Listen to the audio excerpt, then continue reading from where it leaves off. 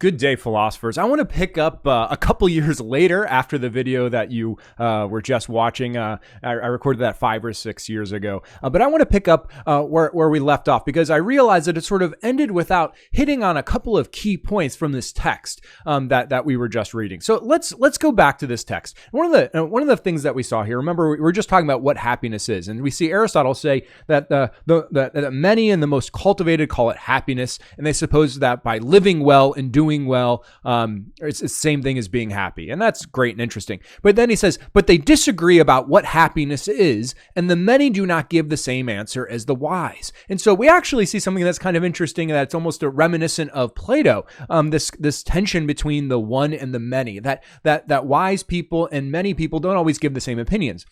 But for Aristotle, this is very interesting because this isn't just us eliminating the many and ignoring them and just trying to find the wise one. Actually, we're going to see that Aristotle is going to critically examine the views of the many about happiness to try to understand what it is. This is all part of his dialectic, right? It's not a complete rejection of all the opinions that people have just because they're impartial and imperfect in opinions. We're going to see Aristotle actually delving deeply into them. And so if we skip over this text, which we'll read in just a second, but he says down here at the bottom, he says, presumably then, is rather futile to examine all these beliefs. It's enough to examine them, it's enough to examine those that are the most current and seem to have some argument for them, right? And so that's the idea that we're going to use a dialectical method and try to go through the opinions that at least seem to have some reason behind them and try to figure out what's true about them, right? And so this is crucial. So what is being said here? What do most people kind of think about happiness in this dialectical thing, right? Well, he says, for many think it is obvious and something evident, for instance, pleasure, wealth, or honor. And so that's fine. He says there's disagreements in that, and we could examine why would someone think it's pleasure? Why would someone think it's wealth? Why would someone think it's honor? And here he goes through a couple of things, and there's some interesting things for us to say. Some take it to be one thing, others another. Indeed, the same person often changes his mind, which is true and interesting, right? And for when he has fallen ill, he thinks happiness is health. And when he has fallen into poverty, he thinks it's wealth. Now let's think for a second. This is actually a nice example of dialectic. Aristotle says some people think of that happiness is health. What kind of people? The kind of people who are sick or have been very sick or have someone close to them sick, right? They just think, oh man, if I could only be healthy, I would finally be happy, right? Or the people who think, who are the people that most think that wealth is happiness? The people who don't have wealth, people who are poor, people who realize that there's things that they desire that other people have that they don't, and they think, oh man, I'll be happy. It's from certain lacks that people identify happiness in a certain way. But we could take a second and think, is health happiness? Are you healthy? I imagine most of you are. Most of you probably have lived fairly healthy lives. Does that make you happy? Probably not. I mean, maybe it contributes to your happiness in some ways, but is health in and of itself going to be happiness? Probably not. Or about wealth. I mean, we see examples of great wealth in the world today. And some of the people we wish we could be like are extraordinarily wealthy people. But did wealth alone make them happy? Are wealthy people happiest people? Not necessarily. And so, yet there's a reason why someone would identify happiness with health or identify happiness with wealth. And it actually is connected to something even larger. It's connected to all sort of external things, right? All sort of external goods, right? That we realize that when we seek happiness, right? And this actually comes out more in chapters 8 through 11 here in Nicomachean Ethics, Book 1. Aristotle says life does depend on all kinds of goods, all kinds of external goods that are outside of us that we need in order to live our life and to live even a good life. And Aristotle talks about many of them, right? He talks about fortune and luck and all kinds of stuff. I'm going to turn to chapter 8 really quick here. This is the second edition of Irwin's translation of Nicomachean Ethics. And so if you're working with another translation, another edition, it'll be a little bit different. But here we're looking at chapter 8. And here we see Aristotle talking about all different kinds of goods that might be necessary for happiness. So he says here by Irwin's section 15, he says, nonetheless, happiness evidently also needs external goods to be added, as we said, since we cannot easily do fine actions if we lack the resources.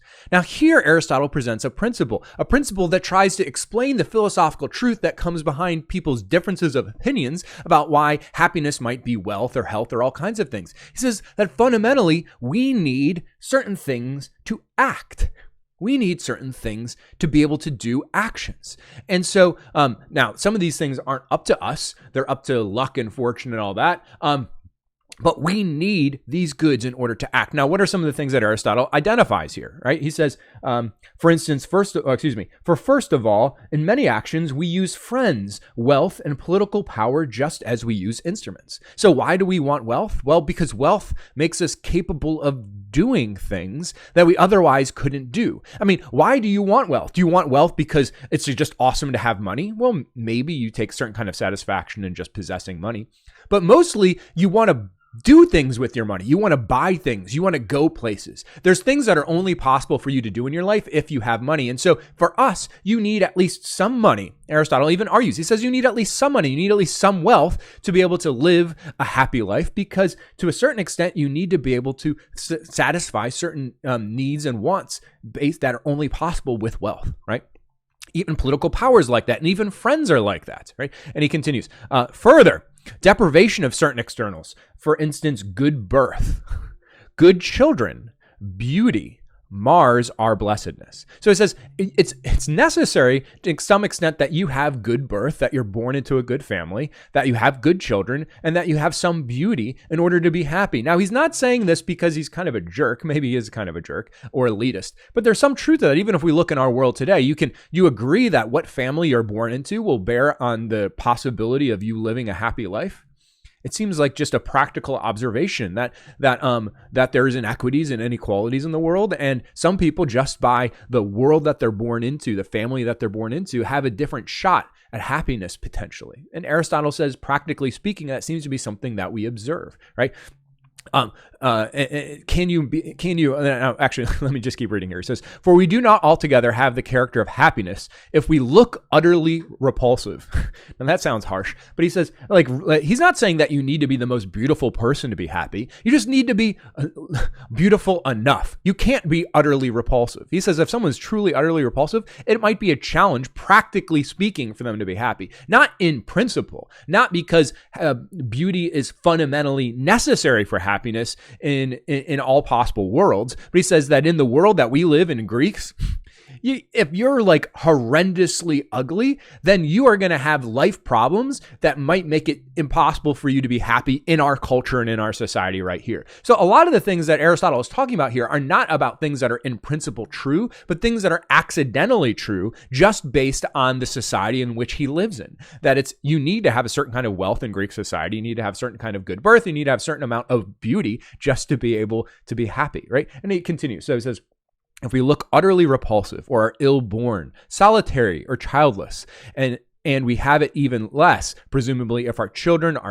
or friends are totally bad or we're good but have died, right? This is practical things that Aristotle is talking about here in terms of external goods that are necessary for us to be able to do the things that would lead to happiness. So if we're really going to understand happiness here for Aristotle, we need to realize that it's fundamentally connected, not just to these external goods. Aristotle is not saying that you need to be beautiful and wealthy and all that to be happiness because beauty and wealth are happiness. No, he says we identify things like beauty and wealth and health with happiness because they serve another good. They are necessary within most societies for happiness, but they are not happiness itself, right? That the fundamental thing that we do need is the ability to act, to do certain kinds of actions, right?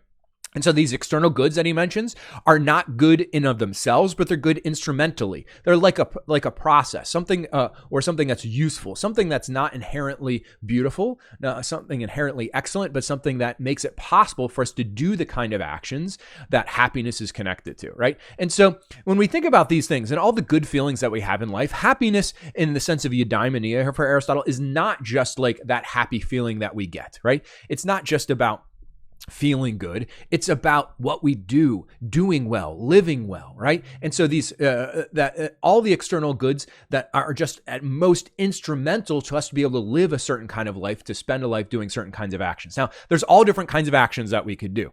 We could spend our life doing all kinds of things. And so one of the fundamental questions that we'll see when we analyze, when we read Nicomachean Ethics, is Aristotle is going to critically examine the kinds of actions that we do and what kinds of actions are best ordered towards us actually being happy. Because as we reflected with Plato in the Republic, that we're not always right about what will make us happy. And I think when we look at our world today, we realize very quickly that people are not always correct about what will actually lead them to happiness. Sometimes the very things that we think are connected to our happiness are not, and will lead to our destruction and our unhappiness, right? And so what is eudaimonia? It's fundamentally about doing, for Aristotle, the best kinds of actions and doing them well, right? And that's going to be a deep idea of looking at the kinds of actions that we can do specifically, and then looking at how we do them. We're going to see that they need to be done virtuously, and we're going to learn about a virtuous character.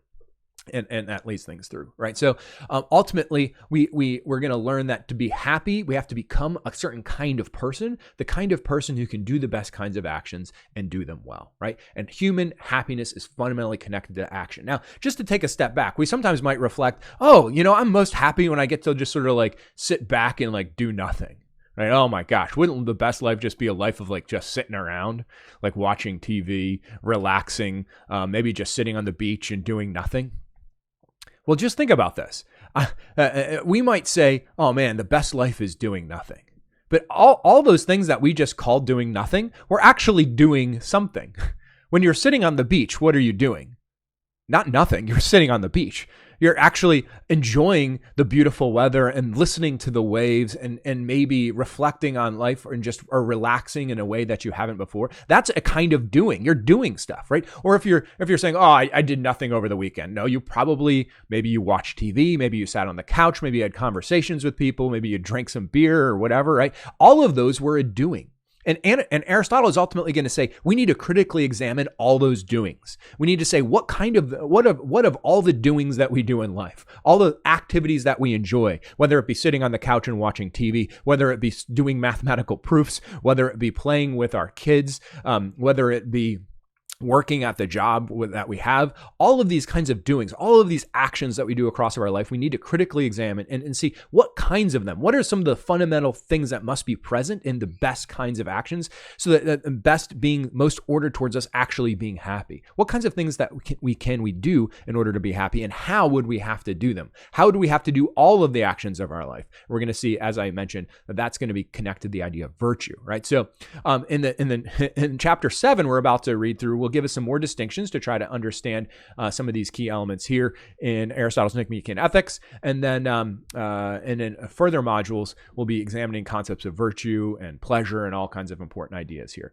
Hope this little extra little video in between helps. Have a beautiful week, and I will talk to you later. Adios.